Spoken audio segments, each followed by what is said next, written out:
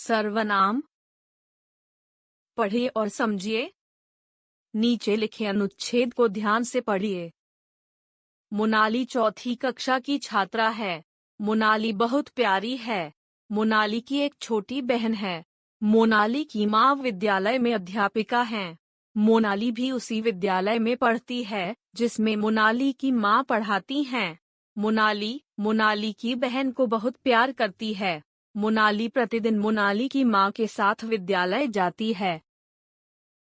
ऊपर लिखे वाक्यों में मोनाली शब्द का बार बार प्रयोग होने से वाक्य पढ़ने और सुनने में अटपटे लग रहे हैं। अब इसी अनुच्छेद को दोबारा पढ़िए। मोनाली चौथी कक्षा की छात्रा है। वह बहुत प्यारी है। उसकी एक छोटी बहन है। उसकी माँ विद्यालय में अध्यापिका हैं। वह भी उसी विद्यालय में पढ़ती है जिसमें उसकी माँ पढ़ाती हैं। वह अपनी बहन को बहुत प्यार करती है। वह प्रतिदिन अपनी माँ के साथ विद्यालय जाती है। इन वाक्यों में आए रंगीन शब्द वह, उसकी तथा अपनी शब्द मोनाली और उसकी माँ के नाम संज्ञा शब्दों के स्थान पर प्रयोग किए गए हैं। ये सभी सर्वनाम शब्द हैं। जिन शब्दों का प्रयोग संज्ञा शब्दों के स्थान पर किया जाता है उन्हें सर्वनाम कहते हैं। ध्यान देने योग्य। जिस प्रकार संज्ञा में एक वचन तथा बहुवचन होते हैं उसी प्रकार सर्वनाम में भी एक वचन तथा बहुवचन होते हैं, जैसे एकवचन, बहुवचन। मैं, मेरा, मुझे, मैंने, हम, हमारा, हमें, हमने, वह, उसका, उसे, उसने, वे, उनका, उन्हें, उन्होंने, तू, तेरा, तूने, तुम, तुम्हारा, तुमने, कोई, जिसे, किसका, किन्हें, जिन्हें, किनका, यह, इसका, इसे, इसने, ये, इनका, इन्हें, इन्होंने। सर्वनाम के भेद। सर्वनाम के 6 भेद होते हैं।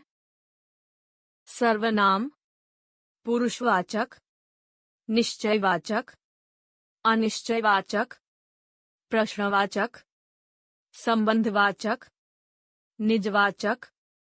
पुरुषवाचक सर्वनाम। मैं विद्यालय जा रहा हूँ। वह मेरा छोटा भाई है। तुम कहाँ जा रही हो?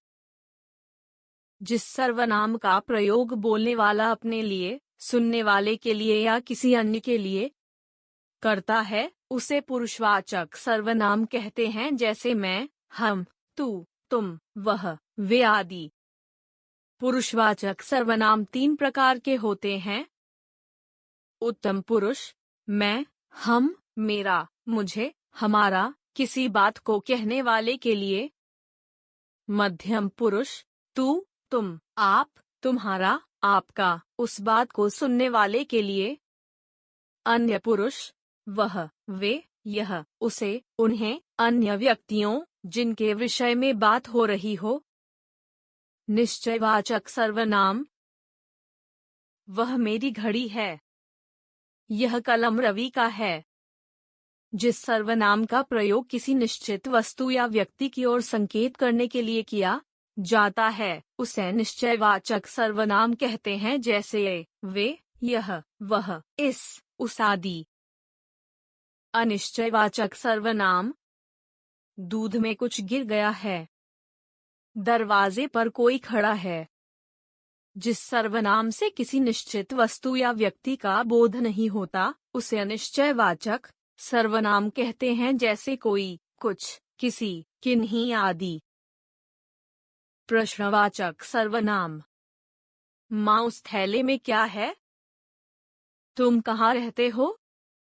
जिस सर्वनाम शब्द का प्रयोग प्रश्न पूछने के लिए किया जाता है उसे प्रश्नवाचक सर्वनाम कहते हैं, जैसे क्या, कौन, किसे, कहाँ, किसने आदि। संबंधवाचक सर्वनाम।